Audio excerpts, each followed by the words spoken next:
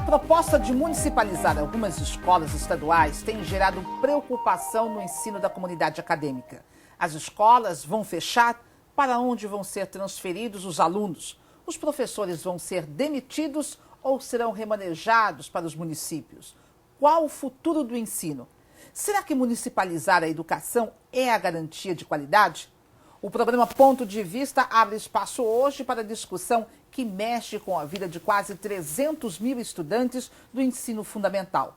Para debater e dar explicações sobre a municipalização do ensino, eu recebo Ricardo Dantas, que é secretário de Educação do Estado de Pernambuco, e Heleno Araújo, presidente do Sindicato dos Trabalhadores em Educação do Estado.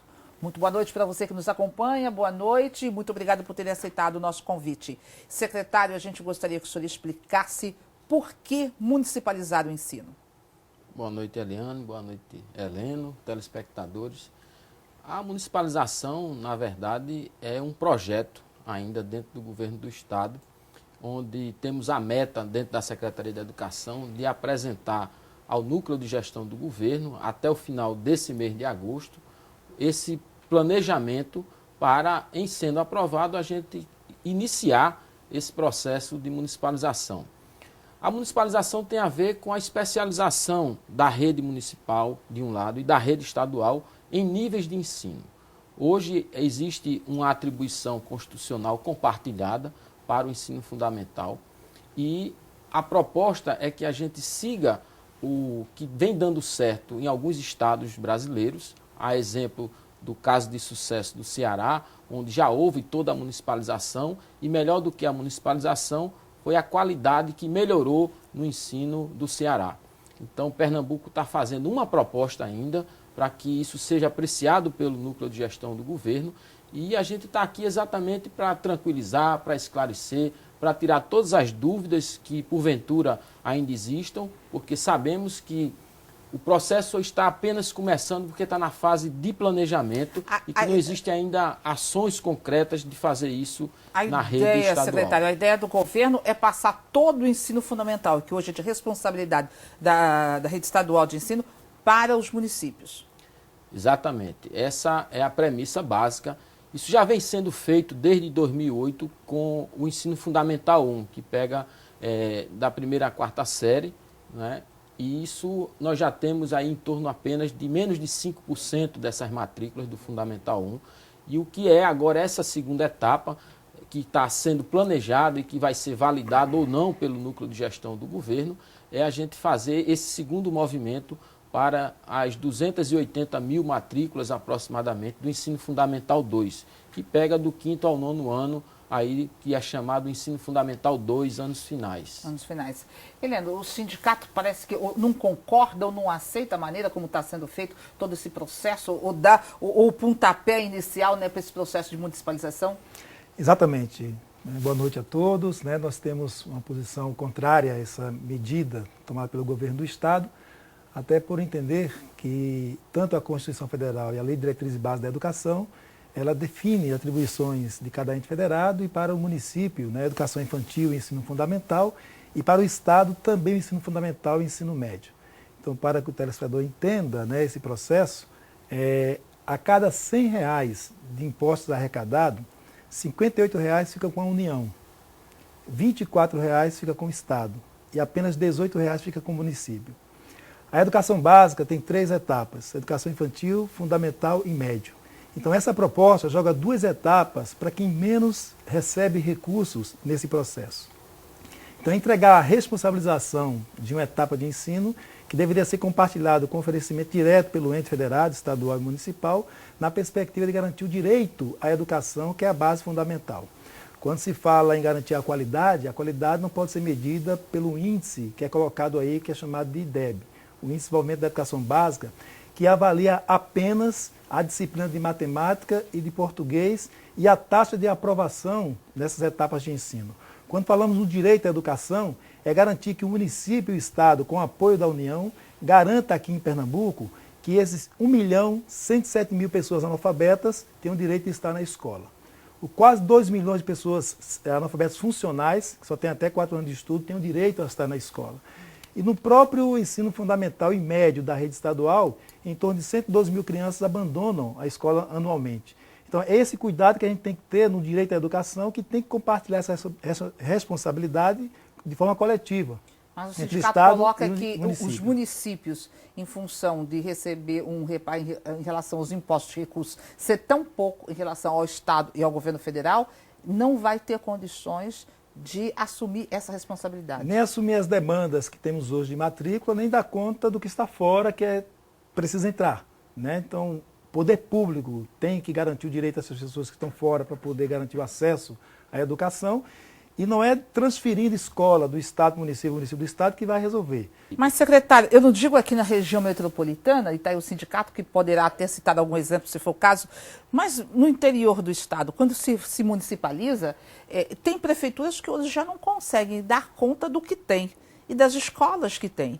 Imagina receber uma demanda que hoje está sob a responsabilidade do governo do Estado. A gente quer deixar muito tranquila a população e também os municípios, porque nada disso vai ser feito de maneira assodada, de maneira a que as pessoas sejam impostas a receberem alunos da rede estadual, né? Isso a gente tem a garantia, tanto para a população como para os municípios, que não queremos, em hipótese nenhuma, fazer um repasse de rede que vai piorar a qualidade do ensino. Então, uma das premissas básicas com a qual estamos trabalhando é que para o município receber essa rede, ele precisa ter um desempenho naquela escola, naquela administração, idêntico, no mínimo idêntico ao desempenho do Estado, da média do Estado. A segunda questão é de que a gente não vai simplesmente impor esse repasse, isso tem que ser negociado com o município. Então o município só vai receber a rede se ele quiser receber a rede, se ele tiver garantida essa qualidade do ensino e com muita transparência, com informações para a população, de maneira que a gente faça um processo, se é que vamos fazer, porque esse é um projeto ainda que vai ser validado pelo núcleo de gestão do governo.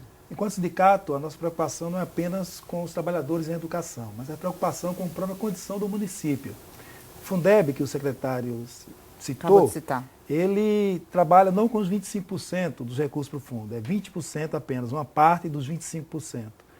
E o outro detalhe desse Fundeb é que ele tem um tempo de existência. Ele tem 14 anos apenas de existência, começou em 2006 e acaba em 2020. Não sabemos o que vai acontecer em 2020 com essa política de fundos. O Fundeb também tinha 10 anos, o Fundeb tem 14 anos. Quando acabar esse período 2020, como vai ficar a situação para frente? Quem vai assumir a responsabilidade sobre essas turmas nessas condições em que hoje a distribuição tributária aqui é complicada em nosso país, nesse ente federativo? Então essa preocupação é com a vida, né, da frente das prefeituras e na atualidade, mesmo com todas essas discussões, essas conversas, as condições técnicas do município, nós enfrentamos dificuldade com a municipalização dos primeiros anos do ensino fundamental, os anos iniciais. Os trabalhadores em educação, que são os mais importantes para assimilar, para aprender a ler, a escrever. Mas aí entra na ação corporativa que essas escolas foram municipalizadas com os anos iniciais. Hoje os nossos professores estão tendo dificuldades no processo de aposentadoria, porque é cobrado desse professor um documento de parceria entre Estado e município que não existe na mão do professor. E aí retarda o seu processo de aposentadoria por não ter esse documento. Então esse elemento também deve ser considerado nesse processo de discussão, de organização e distribuição, até para entender o que nós não conseguimos entender ainda, como é que é o termo de compromisso entre as partes nesse processo. Como vai ficar cada município. Mas antes que o secretário responda isso que você levantou, Irene, eu queria entender uma coisa. Por que o Estado quer repassar para os municípios o ensino fundamental? A especialização por nível de escolaridade, ela pressupõe um melhor aprimoramento daquele professor, cuidando apenas de um nível de ensino, assim como daquela administração, no caso a municipal, para cuidar desse nível de ensino. De maneira que você, separando essas redes, né, especializando esses professores para aquele determinado tipo de ensino, já mostram as experiências que existem no Brasil, né? O Rio de Janeiro já tem aí uma boa parte da sua rede nesse formato, São Paulo já começou a fazer, e o grande caso de sucesso que é o estado do Ceará, que já municipalizou 100% da sua rede, e o resultado positivo foi a melhoria em todos os municípios do estado do Ceará dos níveis do IDEB. O complicador é só um indicador, né? Assim, o IDEB, que só avalia matemática e português, não pode ser considerado como um índice de qualidade, como exemplo de qualidade. O índice que a gente tem que colocar é o acesso dessas pessoas à educação, que a gente tem que verificar se nesse estado, né, como é que está o índice de analfabetismo e analfabetismo funcionais, o processo de permanência desses estudantes na escola, porque essa referência de qualidade colocada aí é apenas uma avaliação de uma prova de matemática e de português e o índice de aprovação. É pouco para pensar a qualidade da educação e o direito à educação para a população brasileira. A avaliação pelo IDEB, ela acompanha indicadores mundiais, como o PISA, como outros indicadores que são utilizados mundialmente para comparar desempenho de rede. É um indicador simples, de fácil aferição e que pode comparar todo o país, onde a gente, com uma prova que é feita pelo MEC, em 2014 já vamos ter a prova de ciências também, vai ser feita de maneira experimental agora, mas em 2014 não, perdão, em 2015, que são só nos anos ímpares, de maneira a que esse é o melhor indicador. As taxas de aprovação, as taxas de abandono, essas vêm sendo acompanhadas também. Temos institutos como Todos pela Educação que acompanham isso. Nós temos uma lei estadual que trata de todos esses outros indicadores. Nós temos a apuração do Índice de Desenvolvimento do Ensino de Pernambuco, o IDEP, e temos acompanhamento de indicadores que são indicadores de processo também. Pernambuco está instrumentado e está pronto para fazer o acompanhamento de todas essas redes. Os municípios já fazem a prova do IDEP também, de maneira que a gente tem mecanismos, inclusive, que outros estados não têm. Porque nós já medimos a rede, tanto estadual como municipal. Isso termina por concentrar o currículo e a ênfase na matemática e no português no próximo ano em ciências, como se as outras disciplinas, né, história, geografia, sociologia, filosofia, não tivessem importante para dar uma base e atender o que está colocado no LDB, ou seja, concluir a educação básica formado com a sua cidadania e preparado para o mundo do trabalho. Quer dizer, o sindicato queria que esse critério fosse um pouco mais rigoroso. Não só o sindicato, o próprio Conselho Nacional da Educação, quando aprovou as diretrizes de carreira para os professores e para os funcionários de escola, já aponta um processo de indicadores da avaliação que inclui elementos que vão além daquilo que o próprio IDEB, que o governo federal criou, existe hoje. A proposta de Pernambuco para garantir a qualidade do ensino é a proposta do ensino integral. Pernambuco tem a maior rede de ensino integral do país, considerando proporcionalmente em relação ao número de matrículas atendidas pelo ensino integral e o número total de matrículas. Entra o detalhe do querer municipalizar o fundamental. O Estado quer se especializar no ensino médio e com a escola de referência atender aluno de 15 a 17 anos. Né? Tanto é que o planejamento do Estado mostra que haverá uma diminuição das escolas que oferecem o ensino médio, que quer atender esse público. Fora desse público é colocado um programa, né, chamado Travessia, que é uma televisão com 2 professores para tratar de todas as matérias, para em tempo, pela metade do tempo, tempo recorde, eles poderem aprender o certificado. Mas veja só, e o município que não concordar? O senhor disse que é democrático, mas o que vai acontecer com os professores? O que vai acontecer com os prédios, os alunos? Será que isso vai funcionar mesmo aqui? Essas respostas depois do intervalo. A gente volta rapidinho, não saia daí.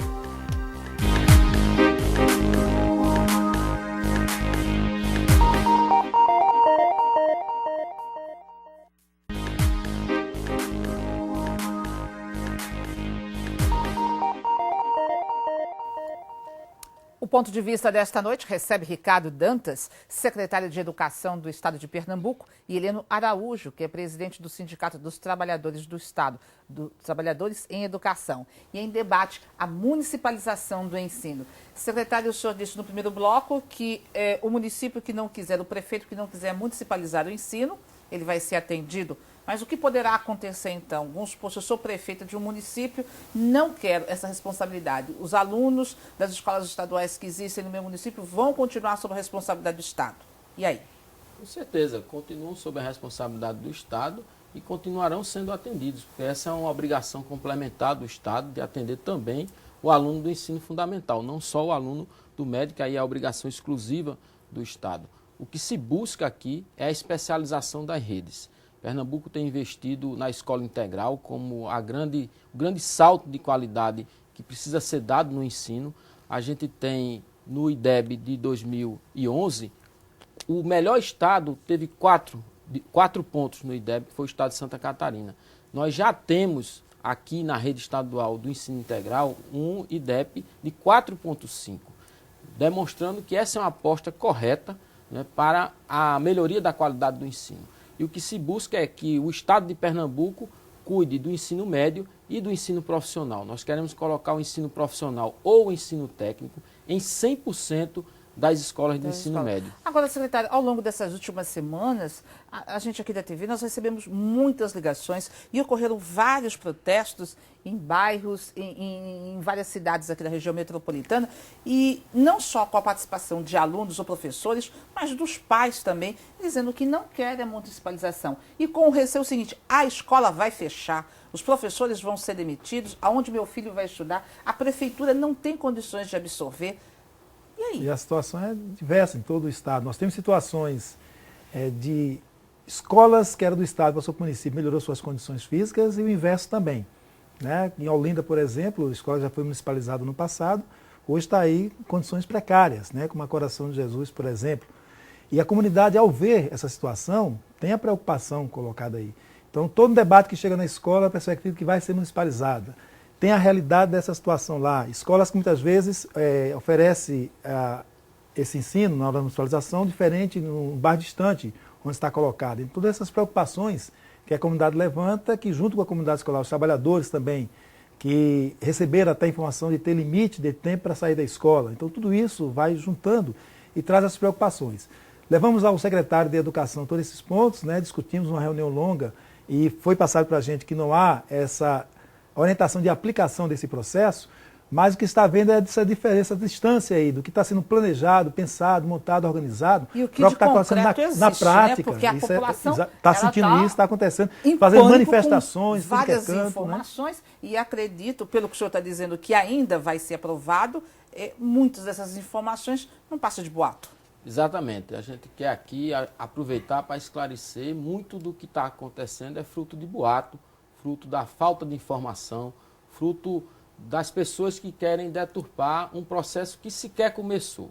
O que existe, eu já disse aqui no primeiro bloco, é que todo esse processo é um processo que ainda está em planejamento e que apenas algumas poucas escolas, os prefeitos nos procuraram pedindo que alguns prédios fossem municipalizados e o que existe de concreto são pouquíssimas escolas dentro desse universo de 1.089 escolas, menos de 20 escolas aí que tiveram esse tumulto causado por uma reação de diretores que não querem perder a sua gratificação, seja de professores que não querem sair de onde estão, mas a gente quer garantir tanto aos pais dos alunos, principalmente aos pais dos alunos, que nenhum aluno vai deixar de ser atendido.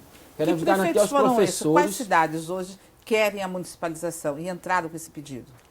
Algumas cidades, como a cidade do Recife, como a cidade do Cabo.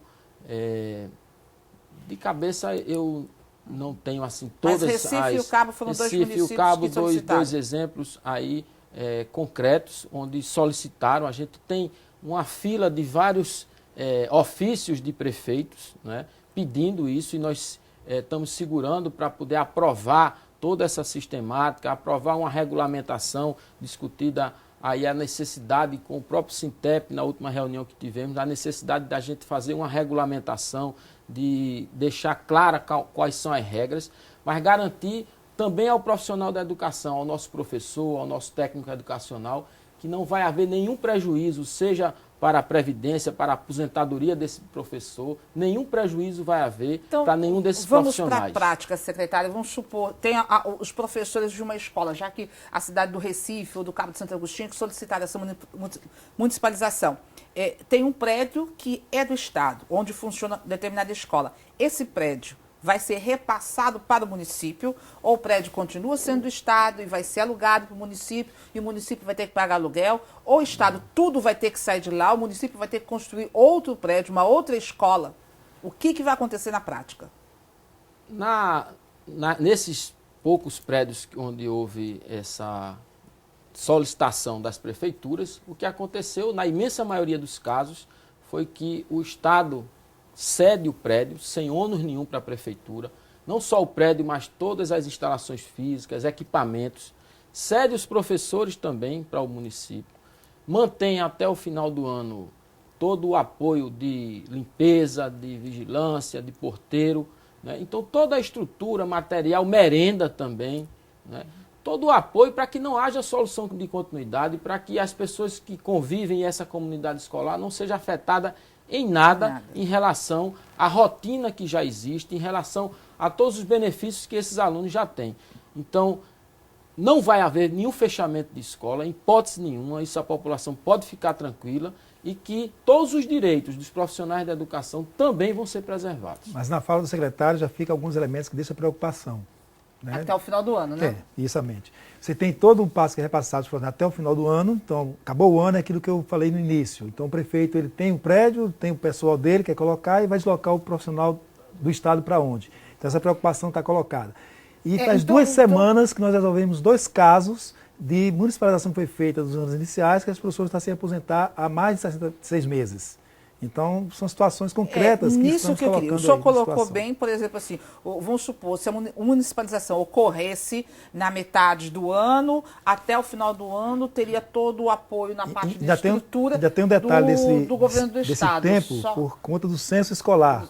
Só um segundinho. Aí, por exemplo, quando chegasse no ano seguinte, o Estado vai retirar seu pessoal, ou a questão da merenda. O que o Estado retira e onde é que a Prefeitura assume? E como fica o professor? Ou é o professor que tem que se aposentar e não consegue, ele vai passar a receber o salário de quem? O Estado paga mais do que o município? Como ficam as gratificações? A remuneração, hoje, ela obedece um piso, né, o piso nacional. O Estado continua pagando a remuneração dos seus profissionais. Se eles ficarem cedidos ao município, quem arca com isso é também o próprio Estado, que esse é um profissional do Estado.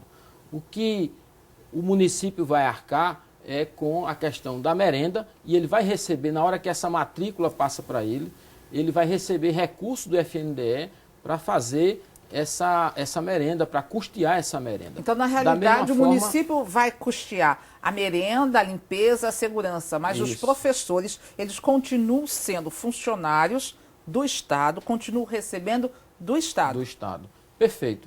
Os profissionais que ficarem cedidos a essa escola, a esse município, eles continuam com vínculo com o Estado, embora cedidos ao município para trabalhar na mesma escola, sem nenhuma mudança na rotina desse professor, de maneira a que não haja nenhum prejuízo, nem para o profissional, nem para a comunidade escolar.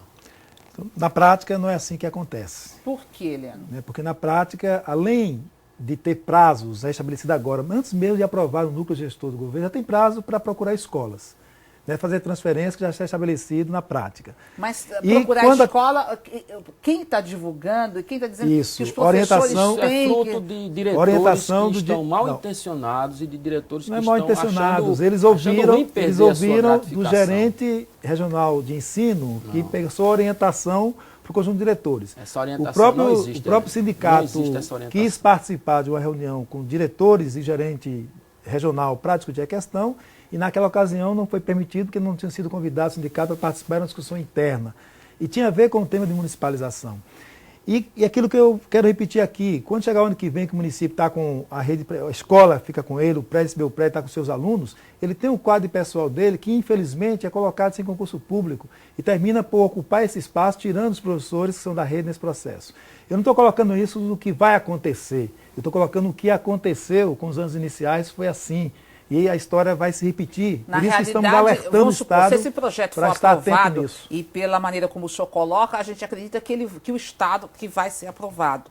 Mas ele precisa ser muito bem amarrado, bem acordado com os municípios, creio eu, para que quando chegar o ano que vem, 2013, ou, aliás, 2014, ou eu não digo nem 2014, porque a gente também, e faço uma ressalva aqui, a gente não pode esquecer determinadas coisas, nós temos um ano de eleição, né? Mas passado isso, para que o município não dispense e não traga o seu quadro. E também acredito que o município não tem um quadro tão grande assim para poder substituir essas escolas. Eliana, não cabe na cabeça de ninguém, e acredito que na do telespectador, que nenhum município vai deixar de receber um profissional do Estado pelo qual ele não vai pagar, que já está naquela escola, para ter que pagar um outro profissional só porque é ele que vai contratar. Eu posso Então, mostrar uma dezena de municípios com essa situação. Me permita terminar. Tudo bem. Eu te acompanho, eu posso mostrar isso. Matematicamente, isso aí não cabe na cabeça de nenhum administrador. Eu querer ter um custo que eu não preciso ter.